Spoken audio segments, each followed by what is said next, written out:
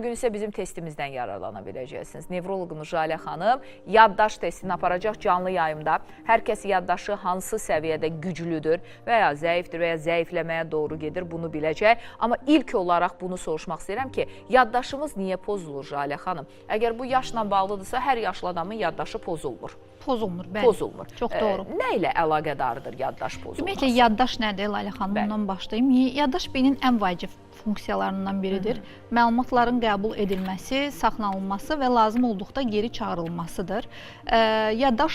Yaddaşımızın formalaşması üçün 3 mərhələ var. Birinci, kodlaşdırma, məlumat köçürülür, yazılır, saxlanılır və dediyimiz kimi yaddaşımız o zaman yaxşı hesab edirik ki, məlumatı lazım olanda geri çağıra biliriksə, o zaman yaddaşımız yaxşıdır. Yox, məlumatı unuduruqsa, geri çağıra bilmirsə problemlər. Səbəblər dedik, səbəblər çoxdur. Səbəblər arasında biri də yaşlanmadır, amma hər yaşlanan insanın yaddaşı zəifləyəcək və yaxud hər yaşlanan insan demensiya olacaq deyə də bir şey yoxdur. Ümumiyyətlə, yaddaş zəifliyinin səbəbləri çoxdur. Müasir dövrümüzün gətirdiyi stressdir, yorğunluqdur, gərginlikdir, yuxusuzluq çox təsir eləyir, normal olmayan həyat tərzi təsir eləyir, damarsal problemlər, serebrovaskulyar xəstəliklər, insultlardan sonra damar demensiyaları xüsusilə çox görürük. Yəni, damar problemlərinə bağlı yaddaş zəifliyi görə bilərik. Nevrozun bir çox növlərində biz yaddaş zəifliyindən, xüsusilə yaddaşım zəifdir, doktor, diqqətim dağınıq, doktor çox deyirlər. Depressiyalarda, anksiyetədə, təşviş, həyəcan pozuntularında çox görürük. Müəyyən hormonal problemlər zamanı da yaddaş zəifliyi, travmalarda yaddaş zəifliyinə gətirib çıxara bilər, infeksiyalar yaddaş zəifliyinə gətirib çıxara bilər. Bu şəkildə, yəni səbəblərimiz çoxdur. Bəzən bizə hansı bir pasiyentə baxırıq, başqa diaqnozla gəlib, müalicə edirik, müalicəsini təyinat veririk müayinədən sonra. Yanındakı bir yaxını bizə deyir ki, doktor, çox xahiş edirəm, mənə bir yaddaş dərmanı yazın, mən də gedim. Bəli, yaddaşım möhkəmlənsin. Bildirmək istəyirəm ki, elə bir dərman olsaydı apteklərdə hər kəs alardı, hər kəs yüksək nəticələr, yüksək performanslar göstərərdi. Elə bir şey yoxdur. Hər kəsdə yaddaş zəifliyinin səbəbi başqadır. Biz mütləq şəkildə o səbəbi müalicə edirik. Bəli. İki eyni yaşda, eyni cinsdə bir pasiyent gəlsə, yenə də onlarda səbəb fərqli ola bilər. Bu problem də gəncləşibmi? Çox gəncləşib. Məsələn, 30 yaşında, 35 yaşında bir adam yaddaş zəifliyi ilə bağlı sizə müraciət edir? Çox, Lalə xanım, hətta daha erkən yaşlarda. Mən sadə bir unutqanlıq testi gətirmişəm. Onu eləyəndə çoxları görəcək ki, ay məndə də bu var, ay məndə də bu var deyəcəklər deyə düşünürəm. Gəncləşib, bəli. Biz testə keçməmişdən öncə bu sualı da verim. Biz hansı halda, indi unutmaq insana məxsus bir duyğudur, hissdir. Olur ki, mən də məsələn evdən çıxanda nəyisə etməliyəm, unuduram. Və yaxud bugün kiməsə, indi düzdür, söz verəndə unutmuram, amma nəsə bir plan var. İnsanam, beyin yorğundur, unutdum. Mən artıq həyəcan təbili çalmalıyam, yoxsa hansı zaman biz deyirik ki, deyəsən məndə yaddaş pozulması? Yox, hər zaman unutmaq... Yəni, nə vaxt narahat olum, onu demək istəyirəm. Unutqanlıq, həyəcan təbili demək deyil. Ümumiyyətlə, gün ərzində biz hər birimiz çox məlumat alırıq. Bu məlumatların hamısı beynimizdə qalsaydı, beynimiz çox dolardı və biz gün ərzində fokuslamada, konsentrə olmada çox çətinlik yaşayardıq. Beyin bu məlumatları filtrələyir. Lazım olanları saxlayır, lazım olmayanları silir. İndi onlara da toxunacağım. Qısa müddətli yaddaş var, uzun müddətli yaddaş var. Onlar haqqında ətraflı deyəcəm. Var unutqanlıq, var yaddaş zəifliyi. Efir başlayanda da siz dediniz, bunlar fərqlidirmi? Əslində fərqlidir, bəli. Unutqanlıq. Yəni, insanların adını bəzən xatırlamaqda çətinlik çəkirik və yaxud... Hamısını səhv deyirəm, sonra da üzr istəyirəm. Məndə var. Yəni, hamıya səhv və yaxud otağa girir, pasiyent və yaxud şəxs deyək, otağa girir, nə götürəcəyini unudur. Açarı ara qoyub, onu unudur. Bu çox adamda var. Bu yaddaş zəifliyidirmi, yoxsa normaldır? Bu çox vaxt normal hesab olunur. Hansı hallarda normal hesab olunur? Pasiyentlər bəzən bizi çox deyir, ya insanlar heç pasiyent olmasın bilmirəm. Dilimin ucundadır, amma xatırlaya bilmirəm. Doktor, bu o deməkdir ki, məlumat beynimizdə var. Məlumat beynimizdə yazılıb. Sadəcə o geri çağırma mərhələsi var. O geri çağırma mərhələsində biraz o sinir yollarında aktivləşmədə biraz çətinlik yaranır. Həmin anda xatırlaya bilmirik. Amma azca müddət keçəndən sonra biz tam olaraq onu xatırlayırıq. Xatırlayırıqsa bu normal haldır. Sadəcə müəyyən səbəblərdən elə unutqanlıqlarımız olur. Səbəblər nədir? Stres ola bilər, yorğunluq ola bilər, yuxusuzluq ola bilər, bol informasiya bolluğu ola bilər, sosial şəbəkələrdən yerli, yersiz istifadələr, o qısa videolar, reelslər, hədsiz dərəcədə baxmalar, bunlar gətirib çıxara bilər. Yəni vaxtında bunun qarşısını almaq mümkündür, bəzən heç həkimə ehtiyac olmadan. Bir də var yaddaş zəifliyi. Yaddaş zəifliyi artıq məlumatlar yazılır, amma saxlanmasında problem var məlumatların. Tam şəkildə saxlanmır. Gənclərdə nə zaman təhlükəlidir, yaşlılarda nə zaman təhlükəlidir yaddaş zəifliyi, bunu izah edeyim. Gənclərdə artıq hiss eləyirlər ki, doktor, mənim yaddaşım get-gedə günü-gündən zəifləyir. Və yaxud eyni sualı təkrar-təkrar soruşur.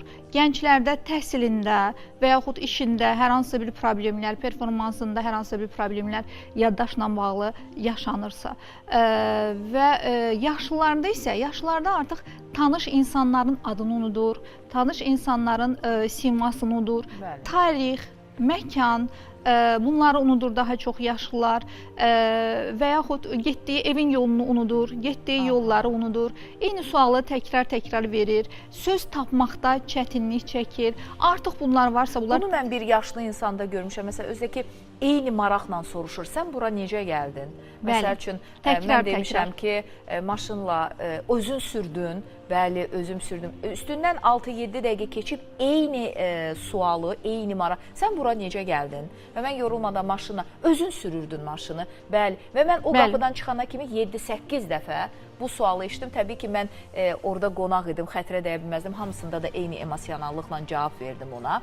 Amma bildim ki, artıq yaddaş. Bəli, Layla xanım, belədir ki, unutqanlıqda insan özü hiss eləyir unutqanlıq. Amma yaddaş zəifliyi, demensiyalarda insanın özü yox, ətrafı hiss eləyir. Bilmir, bəli, ətrafı hiss eləyir və dərhal həkimə müraciət edilsə, demensiyada yaşlı neyrodegenerativ xəstəliklərdən hesab olunur. Jalə xanım, çox ciddi məsələyə toxunmuşuq. Ona görə mən inanıram ki, bu dəqiqə çox müraciət etmək istəyən var, özündən daha çox valideynlər üçün. Çünki yaşlı insanlarda biz daha çox bunu görürük. Təbii ki, siz 050-363-1002 nömrəsindən Jalə xanımla əlaqə saxlaya bilərsə, amma bu sual hər kəsi maraqlandır, elə hamının dilindən verirəm.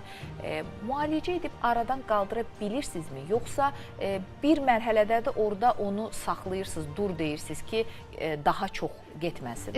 Gənclərdə, cavanlarda demensiya yoxdursa tam müalicə edirik. Tam şəkildə yaddaş zəifliyini tam bərpa edirik səbəbi bağlı olaraq.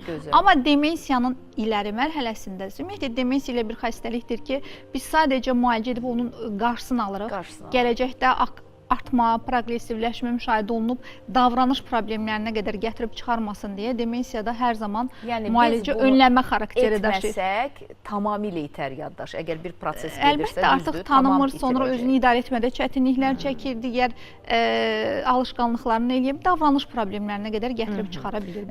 Bizim hazırdır qələmlərimiz və təbii ki, vərəqlərimiz. Biz istəyirik bir testə keçək, amma mən nə qədər ki, hazırdır əlimizdə təsadüfən gözüm qaynar xəttə nə qədər sual var. Mən deyirdim ki, bilirəm ki, bununla bağlı müraciət çox olacaq. Mövzu çünki həssas mövzudur. Bacardığım qədər sualları verəcəm. Hətta biz tamaşaçılardan, izləyicilərdən bəzən istəyirik, özümüz çıxırıq, mikrofonu uzadırıq ki, məsələn, bizdə bu həkimlər var, nə sualınız var? Məsələn, əksər insanlar nevroloqa sual verirlər, çünki həyatın tələbi budur artıq. Sinir, gərginlik, stres və insanların nevroloqa ehtiyacı olur. Mən bir daha ölkənin ən yaxşı nevroloqlarından birinin adını çəkirəm. Jalə Qarayevadır, 050-363-1002 nömrəsindən yaddaş və digər problemlərlə bağlı müraciət edə bilərsiniz. Biz hazırıq. Həkimlərimiz istəyirsiniz, bəlkə siz də yoxlayasınız. İndi özdə dedi ki, ürək həkimləri xüsusi diqqətli olmalıdır burada. Məlahət xanımın yaddaşını bilirəm mən. Bəli, artıq hər kəs hazırdır. Xəstələrim 10 il sonra da gəlsə, görmüşəm, tanımısınız. Amma bir müğənninin, bir kinonun, heç bir şey yadımda qalmayacaq. Xəstələrdən başqa heç kimin adı yadımda qalmır. Jalə xanım, bir dəfə mən indi sizi tanıyana qədər, onda mən sizi tanımırdım. Çünki söhbət gedir bir 15-20 il bundan qabaqdan. Türkiyədə idim, bir nevroloq müayinəsindən keçirdim. Nevroloq yaddaşla bağlı mənə 3 əşya adı dedi. İndiyə qədər yadımdadır. Dedi, masa, indi Türkiyədə idim, stola deyildi. Masa, bayraq, giysi, geyim. Və üstündən bir 10 dəqiqə keçdi, başqa suallar və s. verdi və anidən mənə çöndü ki, mən bayaq 3 söz demişdim. Hansı sözlər idi onlar? Yaddaş testləri çoxdur Layla xanım. Mən sadə dediyim kimi, istənilən yaşda, orta yaşlı insanlar üçün unutqanlıq testi nəzərdə tutub gətirmişəm. Siz dediyiniz o mini-mental state examination var. Onun tərkibində olan bir testi göstərir. Əslində sizin ona çox da ehtiyacınız olduğunu düşünmürəm. Yəqin ki, ümumi olaraq yoxlayıb bir çox testlər var orada. Onun içində var. 3 əşyaya göndərir, yenidə adlandırmaqdır. Məkan soruşur, 100-dən 7 çıxa-çıxa arxaya gedir. O mini-mental state examination içində var bu hamısı. Testlərimiz çoxdur. Dedim ki, ən sadəsini gətirdim ki, o zaman izləyicilər yenə deyirəm, mən onda sizi tanımırdım. Məsələn, bugün olsa mən ancaq bir ünvana gedərəm, o da Jalə Qarayevaya. Məlahət xanım gözəl bir şey dedi. Bəzi şeyləri xatırlayıram, bəzi şeyləri yadımda saxlamıram, yaddan çıxır. Bu niyə belə olur, onu deyim. Biz məlumatı alırıq, qısa müddətli yaddaş odur ki, saniyələr və dəqiqələr içində yadımızda qalır. Yəni, tutaq ki, biri bizə bir telefon nömrəsi deyir, biz onu yazana qədər yadımızda saxlayırıq, sonra unuduruq. Amma bir də var uzun müddətli yaddaş. Artıq uzun müddətli yaddaş saatlar, aylar, illərlə qalır və məlumat arxivlənir. Uzun müddətli yaddaş da şuurlu və şuursuz olur, deklarativ, qeyri-deklarativ. Şuurlu, məsələn, məkanlardır, ad günləridir, evlilik tarixidir, xatirələrdir, bunları xatırlayırıq. Şuursuz yaddaşda daha çox bacarıqlardır. Avtomobil idarə etmədir, velosiped sürmədir, müəyyən musiqi alətində ifa etmədir. Nə zaman biz bunu artıq uzun müddətli yaddaşa köçürürük, hadisə daha emosional olarsa bizim yadımızda qalır, daha mənalı olarsa bizim yadımızda qalır. Biz məlumatı dəfələrlə təkrarlayırıqsa, bu bizim yadımızda mütləq şəkildə qalacaq və diqqətimizi toplayıb dəfələrlə təkrarlayırıq. Təkrarlama çox vacibdir. O zaman demək təkrar bizə vacib. Əbəs yerə deməyiblər, təkrar biliyin anasıdır. Təkrarlamaq lazımdır.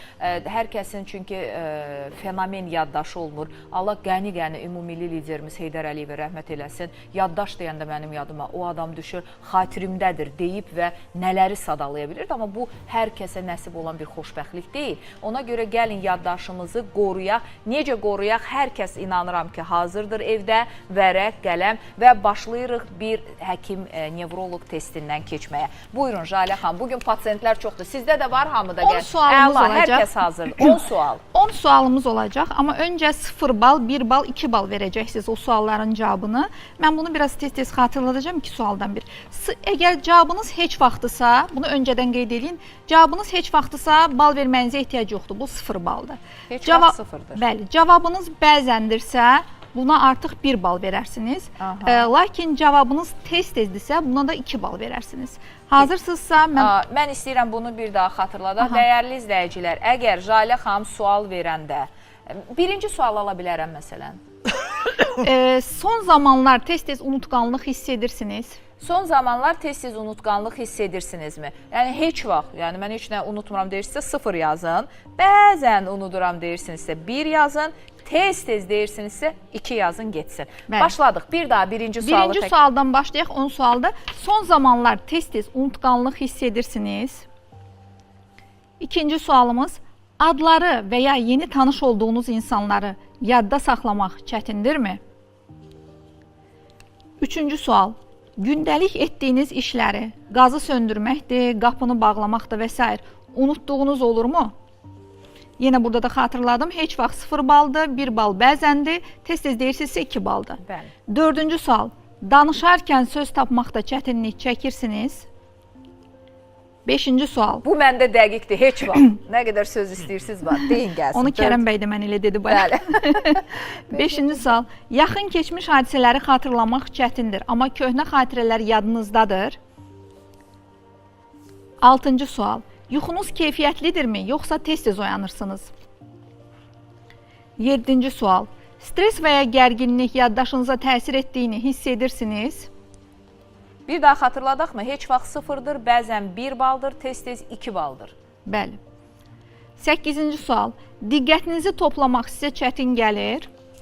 9-cu sual, eyni sualı və ya mövzunu təkrar etdiyinizi sizə deyən olub. 10-cu sual və sonuncu sual, ailənizdə yaddaş zəifləməsi və ya Alzheimer xəstəliyi olan varmı? Bu da çox vacib sualdır. Pasiyentlərə çox veririk bu sualı. Həqiqətən genetik məsələsi var burada. Demensiyalar, bəli. Niyə soruşduğunuzu bir qədər sonra soruşacağım sizdən. Allah səni güldürsün Ramin. Bizim operatorumuz Ramin buradadır. Jalə xanım sual verdikcə belə. Heç vaxt. Bəli. Səni artıq testini bildik. Qiymətləndirməni indi verəcəyik Ramin. O zaman balları toplayırıq. Gəlin toplayaq. Mən toplamışam, hazırdır. Siz deyin, biz sonra açıqlayaq. Mən artıq yazdım öz balımı. Balları toplayaq. Bircə dəqiqə. Sonra dəyişərlər. Neçə baldır? Yəni mən bu real 6 bal. Sizdə 6 bal. 3 bal. Məndə də 3-dür. Biz eyni çıxdıq testdən. Varmı 3-dən yuxarı olanlar? Neçə? Neçədir? Yox, sayılmır. Neçə baldır? 7-dir, 8-dir. Mən qorxuram, biz buradan siz aparaq birbaşa nevroloji mərkəzə. Buyurun. Deməli, əgər cavabınız doktorunuzda və sizdə 0-5 bal arasıdırsa, hər şey normaldır. Ha, nə gözəl. Yaddaşınız qənaət bəxşdir, bəli. Bu normaldır.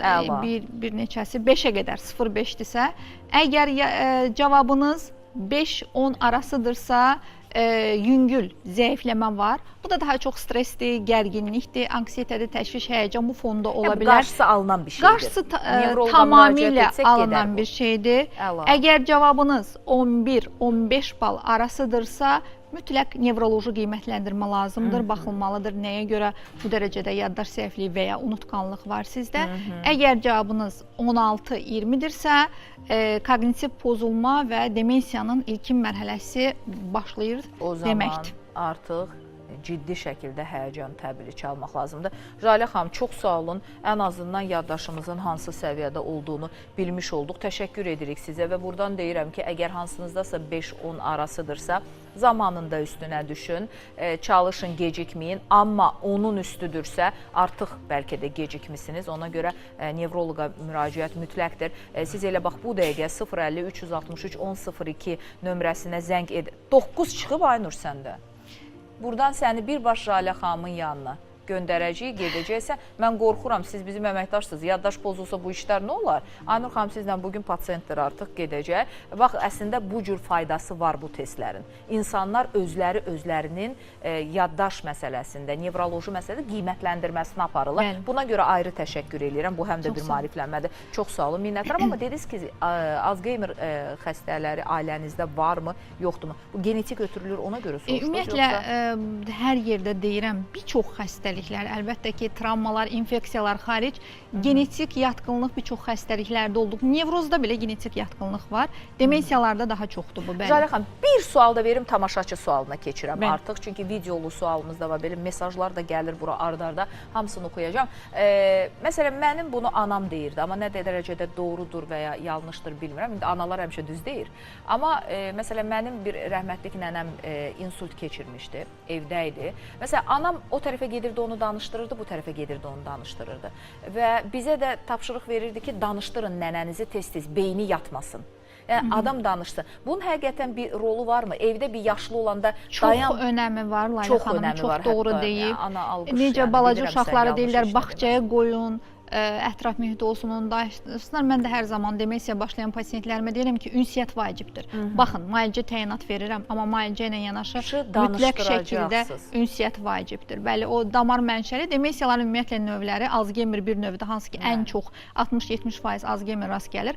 Frontotemporal demensiya var, Lewy cisimçili demensiya var və damar mənşəli demensiya var. Çox güman ki, damar mənşəli. Təbii ki, əbəs yerə vermədim. Yenə deyirəm, anam oxumamış halimdə həmişə deyir, mən bala, düzdür, oxuyub, oxumamış həkiməm deyir. Amma həqiqətən bu sualı əbəs yerə vermədim. Evdə yaşlı insanlar varsa, nə olar, onlarla söhbət edin.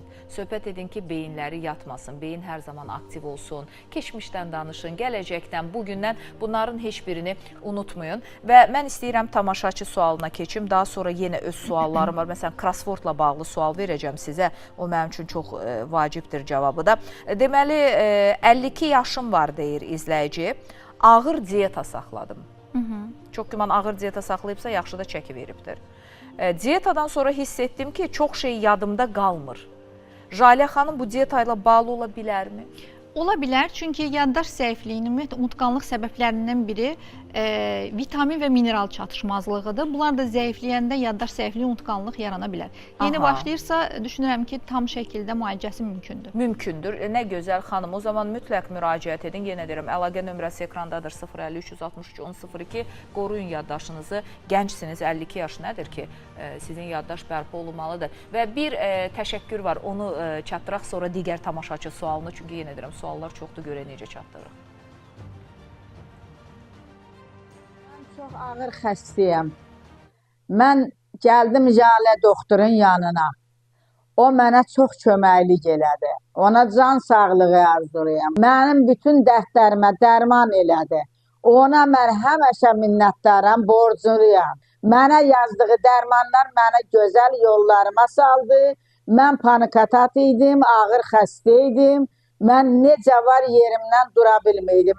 Mən insult keçirtmişdim. Damarlarım işləməydi, qolum, qıçım heç biri işləməydi. İndi doktor məni yeridib, məni həmənki vaxtlarıma qaytarıb. Mənim insultumu, mənim panikatatımı hamısı müalicə eləyib. Bizə onu Allah çox görməsin. Həkimliyi həmişə uzalıqlı olsun. Həmişə yaxşı günlərini eşidim. Allah balasına can sağlığı versin. Mən Quran oxuyanam, oxuduğum Quranı bu həkim kollektivinə can sağlığı versin. Həmişə işlərində uğurlar arzulayam. Həmişə başları ucu olsun, bizim kimi xəstələri sağalsın. Mən çox ağır xəstəyəm. Nə dedin ana? Dedim burada ilahi amin, izləyicilər də həmçinin. Çox sağ ol. Allah böyüklərimizi də bizə çox görməsin. Amin, amin. Bu da bizim üçün ən ümdə arzulardan biridir. Böyük olan yerdə huzur, sevgi, bərəkət var. Qurban olmalı. Böyüklərimiz, körpələrimiz ətrafımızdan heç əski olmasın. Biz də onların yanında. Nə gözəl duadır. Yəni insan gör nə qədər sağalıb ki, hər Quran oxuyanda deyir ona. Bəli. Nə qədər gözəldir bu qədər. Ən gözəl, xoşbəxtlik ümumiyyətlə insanların duasında yer alır. Bəli. Bir sual daha səsləndirim. 44 yaşım var, son vaxtlar unutqan olmuşam. Az öncə mənim verdiyim sual gənc yaşda, 44 yaş yaşıddır mənə. Gəncdir, bəli. Zobumla əlaqəli ola bilərmi? Çox sağ olun. Bu arada Bəli. mən də 44 yaşım var, özümü gənc hesab elədim. Çox sağ olun. Bəli, gənclikdə. Yəni mən də eyni, mən də 43 yaşım var. 44 yaşdan amma bax yaddaş pozğunluğu, zobu var adamın. Zobla bir əlaqədar ola birbaş, bilərmi? qalxanvari və tiroid problemləri, ümumiyyətlə hormonal problemlər birbaş yaddaşa təsir edir. Bəli, mümkündür ki, yaddaş zəifliyi bağlı olsun. Mən video sualı soruya saxlayacağım, çünki zaman məhdudiyyətimiz yaranmağa başlayır. Amma bu sualı mütləq eşitmək istəyirəm. Biz mətbəxi çox sevirik, biz uşaqlarımıza, məsələn, səhər heç yadımdan çıxmaz, rəhmətlik nənəm Qumru xanım götürürdü ölən ərzərimə 3 qaşıq, 4 qaşıq şəkər tozunu, şirin çay, iç yaddaşın yaxşı olsun. Mən bəlkə də indi bax bu mübarizə aparmağımın artıq çəkinə səbəbim bu növrəsi elə o vaxtdan qoyulur. Şirin çay, iç yaddaşın yaxşı olsun. Bu doğrudurmu? Bir də hansı ərzaqları, hansı tərəvəzləri məsləhət görürsünüz ki, doğrudan yesək yaddaşımız yaxşı olur? Belə deyim, yox, doğru deyil. Şəkər yaddaşımızı artıracaq, gücləndirəcək deyə bir şey yoxdur. Yaddaşımızı güclü eləmək istəyiriksə daima oxuyuq. Bayaq crossword da dediniz, çox yaxşıdır. O crosswordu Alzheimer üçün soruşurdum ki, bu mane olurmu dayanmadan etsək beynimiz çalışsa? Beynimiz üçün çox yaxşıdır. En azından önləyicidir. Əgər məşğul ola bilirsə, deməksə başlayıbsa, Alzheimer başlayıbsa, məşğul ola bilirsə, çox yaxşıdır. Beynimizi daima çalışdırmalıyıq. Daima kitab oxumalıyıq. Vacib olan yuxu rejimimizi düzgün eləməyi. Ay doktor, mən onsuz da yatıram 8 saat, səhər saat 4-də yatıb, o birisi günün 12-sinə qədər. Bu normal deyil. Bu zaman melatonin ala bilmirik. Hansı ki melatonin qaranlıqda 11-dən 4-ə 5-ə qədər ifraz olunur. Yuxu rejimimiz düzgün olmalıdır. Qidalanma çox vacib qidaları var. Bax, son olaraq bu suala cavab istəyirəm. Nə yeyək? Beynimiz üçün vacib olan qidalar yumurta, qoz, bəli, qoz fındıq belə deyim, badam. Bunlar beynimiz üçün çox vacibdir. Çərəz satanlar bugündən hazır gilə olsunlar. Meyvələr beynimiz buradan üçün. Çıxıb gedirəm yəni. Bəli, balıq çox xeyirdir beynimiz üçün, bəli. Qidalar çoxdur, amma dediyim kimi sosial şəbəkələrdən hər birimiz istifadə edirik və doğru istifadə edirsə bu normaldır. Əsas olan doğru istifadə. Amma yanlış istifadə etdikdə bu şəkildə çevir scroll refleks deyirik də. Çeviririk 10-15 saniyə bizə yeni orada səslər verir, yeni informasiya verir və bizim süni olaraq o zövq, həzz hormonumuz var da, dopamin süni olaraq artır. Ay nə gözəl, bunu bəyənmədim keçmə o birisindən bizə xoş gəlir. Amma nəticədə diqqətimiz azalır və daha səbirsiz oluruq. Diqqət tələb edən işlərdə də konsentrə ola bilmirik. Aydındır. Doğru istifadə etdiyimiz ediriksə sosial şəbəkələr yaxşıdır. Doğru, yəni hər şeyin başında doğru dayanır. Doğru addımın sonu qalibiyyətdir və mən doğru ünvan deyirəm sizə dəyərli izləyici. Jalə Qarayevadır, nevroloji mərkəzdir. 050 363 1002 əlaqə nömrəsidir. Zəng gedin. Mən yenə deyirəm, sizin doğru ünvana getməyinizin sonu qələbədir. Yəni yaddaş da bərpa olunar, ən azı irəliləyən mərhələdədirsə bir qarşısı alınar. Nevroloqumuza təşəkkür edək. Siz bilsəz nə qədər zəng var. Bu mövzuya bir də toxunaq. Çünki mən çatdıra bilmədim heç nəyi demək olar ki. Mənim də danışacaqlarım inşallah yenidən toxunacaq. O zaman yenidən bu məsələyə biz mütləq toxunarıq.